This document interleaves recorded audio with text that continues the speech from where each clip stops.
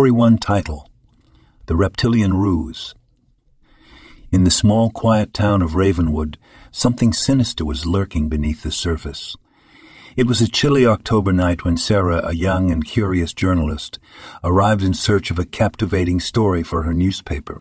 Little did she know that she was about to uncover a chilling secret that would change her life forever. Sarah had heard whispers and rumors about strange occurrences in Ravenwood. People mysteriously disappearing, bizarre sightings in the woods, and an eerie sense of unease that hung over the town. As she delved deeper into her investigation, she couldn't shake the feeling that something was amiss. One evening, while exploring the dense, foreboding forest that surrounded the town, Sarah stumbled upon a hidden cave. The entrance was marked with strange symbols, and an otherworldly sensation washed over her as she ventured inside. Deeper and deeper she ventured into the cave until she reached a chamber bathed in an eerie green light. In the center of the chamber stood a figure, seemingly human, but with an unsettling reptilian glint in its eyes. The creature introduced itself as Zara, a shapeshifter from a hidden reptilian race that had infiltrated human society for centuries. Zara explained that her kind had a dark agenda, one that involved manipulating human history and society from the shadows. Sarah was frozen in fear, but her journalist instincts kicked in. She began to question Zara about her motives, the extent of her species' influence, and the consequences of their actions. Zara's answers were chilling, revealing a web of deceit and manipulation that extended far beyond Ravenwood. Suddenly, the cave began to tremble, and Zara's humanoid form started to shift and contort, revealing her true reptilian nature. With a sinister grin, she lunged at Sarah, who narrowly managed to escape the cave just in time. Back in Ravenwood, Sarah knew she had to expose the Reptilian Shapeshifter's existence to the world. She compiled her findings, gathered evidence, and published a shocking expose in her newspaper. The town erupted in chaos as the truth came to light, and the Reptilian Shapeshifter's centuries. All plans were foiled. But as Sarah's story gained worldwide attention, she couldn't help but feel that she had put herself on their radar. The chilling memory of Zara's transformation haunted her, and she knew that the Reptilian Shapeshifters would stop at nothing to protect their secrets. As the nights grew longer and colder, Sarah couldn't escape the feeling that their reptilian eyes were still watching, lurking in the shadows, waiting for the perfect moment to strike back and ensure their dark agenda remained hidden from humanity.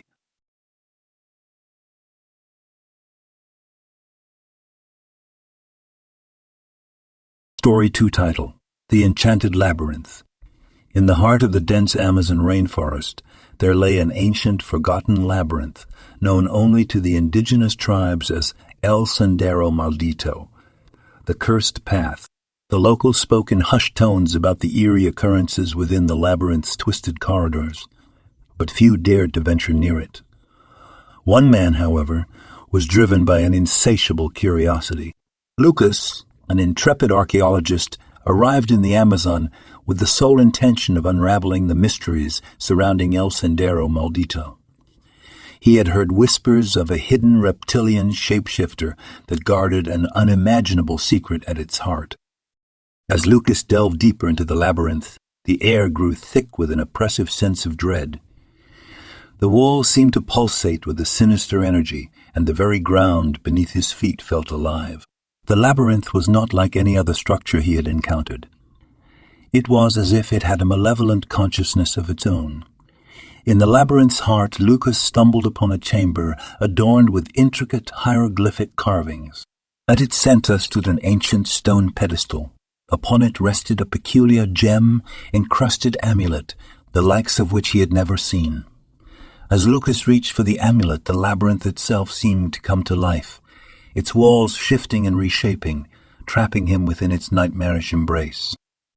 Before him, the amulet began to glow with an eerie green light, and from its depths emerged the Reptilian Shapeshifter, a creature with emerald scales and eyes that gleamed with intelligence. It introduced itself as Quetzalcoatl, the guardian of the labyrinth, sworn to protect the amulet's power. Quetzalcoatl revealed the amulet's purpose. It held the power to control the very fabric of reality, to shift not only its wearer but also the world around them. With such power, one could become anyone or anything they desired, rewriting history and destiny itself. Lucas, intrigued and terrified, was presented with a choice by Quetzalcoatl. He could keep the amulet but forever be trapped within the labyrinth, or he could escape, leaving the amulet behind. The archaeologist, his desire for knowledge outweighing his fear, chose to flee. As Lucas emerged from the labyrinth, he glanced back one final time, only to see the ancient structure slowly crumble into the earth, vanishing from existence as if it had never been. The amulet's secrets, along with the reptilian shapeshifter, were lost to time. Lucas knew he had narrowly escaped a terrible fate, but the knowledge of the amulet's power haunted his dreams. He couldn't help but wonder if somewhere, in the depths of the Amazon rainforest, a new El Sendero Maldito waited to be discovered, and if the reptilian shapeshifter still lurked within, guarding its unimaginable secrets.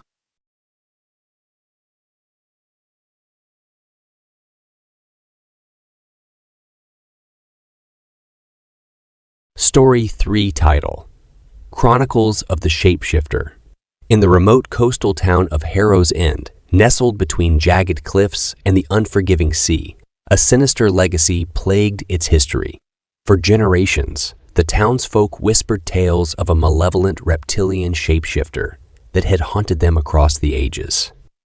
This entity, known only as the chronoshifter, possessed the unnerving ability to manipulate time itself. It all began centuries ago when the town's founders uncovered an ancient relic, the Chrono Medallion, during a fishing expedition. The medallion, adorned with intricate reptilian engravings, held the power to bend time to its possessor's will. Unbeknownst to them, it also unleashed the chronoshifter from its temporal prison. The first recorded encounter with the chronoshifter occurred in 1723, when young Abigail Perkins claimed to have seen her own reflection grinning menacingly in her bedroom mirror. She described how the creature's form shifted from a scaly reptilian beast to an exact replica of her. Terrified, she locked herself away, but the creature's eerie laughter echoed through the house until morning. Over the centuries, the chronoshifter's malevolence escalated. It would appear to residents as their loved ones, their neighbors, or even long-dead ancestors, only to torment them with nightmarish visions of the past and future. Time itself became a weapon in its sinister arsenal. In the 20th century, Dr. Samuel Harrow, a brilliant physicist descended from the town's founders, became obsessed with the chronoshifter's legend. He believed that the only way to stop the entity was to harness the power of the Chrono Medallion and seal it once and for all. Armed with a plan, he set out to confront the chronoshifter. On a stormy night in 1967, with the medallion in hand, Dr. Harrow confronted the shapeshifter in the town's long-abandoned lighthouse. A harrowing battle of wits and time manipulation ensued, with the very fabric of reality warping around them. In the end, Dr. Harrow managed to bind the chronoshifter to the Chrono Medallion, sealing both away within the lighthouse's walls. The townsfolk celebrated their newfound peace, and the lighthouse became a forbidden place, a warning to all who dared to delve into the town's dark history. But legends have a way of resurfacing. In 2023, a group of reckless teenagers ventured into the lighthouse, drawn by the stories of the chronoshifter. As they touched the chronoshifter, as they touched the Chrono Medallion, its malevolent glow returned, and the ancient evil awakened. The chronoshifter, once again free, embarked on a new reign of terror, manipulating time and reality to torment the town's unsuspecting residents. It seemed that the shapeshifter's appetite for chaos was insatiable, and the town of Harrow's End would once again become a battleground between human ingenuity and an otherworldly, time-twisting terror.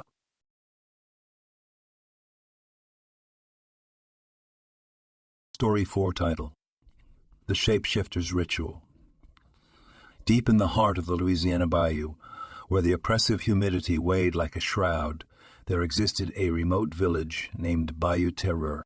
This isolated community harbored a sinister secret, one that struck fear into the hearts of its residents. A reptilian shapeshifter known as Le Lézard that lurked in the murky waters and shadows of the bayou. Bayou Terreur was a place forgotten by time, its inhabitants steeped in traditions that traced back to a dark, primordial past. Each year, during the dreaded Nuit de la Lune Rouge, the villagers would gather at a hidden moss-covered altar deep within the bayou to perform a ritual that kept Le Lézard at bay. The ritual required the sacrifice of a young girl chosen as the offrande, her life offered to appease the malevolent shapeshifter.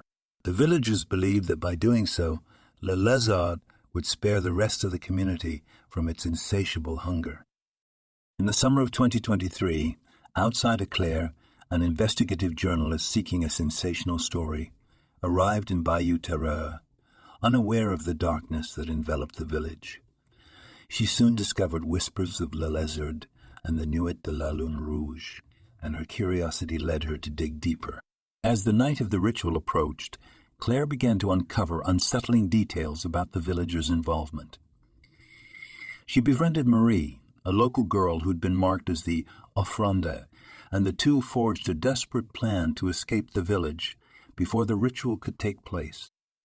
On the fateful night, Claire and Marie fled into the foreboding bayou, pursued by vengeful villagers wielding torches. The air grew thick with tension as the ritual's hour drew near. In the midst of the chase, Claire glimpsed the true form of Le Lézard, a monstrous reptilian creature with razor-sharp scales and glowing, malevolent eyes. The ritual commenced at the moss-covered altar as the villagers chanted and performed arcane incantations. Time seemed to stand still as Claire and Marie reached the altar, their desperate pleas for mercy drowned out by the sinister cacophony. Just as it seemed that all hope was lost, a deafening roar echoed through the bayou. Le Lézard, in its monstrous form, descended upon the village. Its wrath unleashed, chaos erupted as villagers scattered in terror, their years of rituals proving futile against the vengeful shapeshifter. Amidst the carnage, Claire and Marie managed to escape the bayou. The Nuit de la Lune Rouge had brought not salvation, but devastation to Bayou Terreur. The shapeshifter's rampage left a trail of bloodshed in its wake, and the village lay in ruin. As Claire and Marie looked back one final time, they knew that the malevolent force of Le Lézard had not been extinguished. It had merely been temporarily satiated, waiting for the next Nuit de la Lune Rouge and the cycle of horror and sacrifice to begin anew.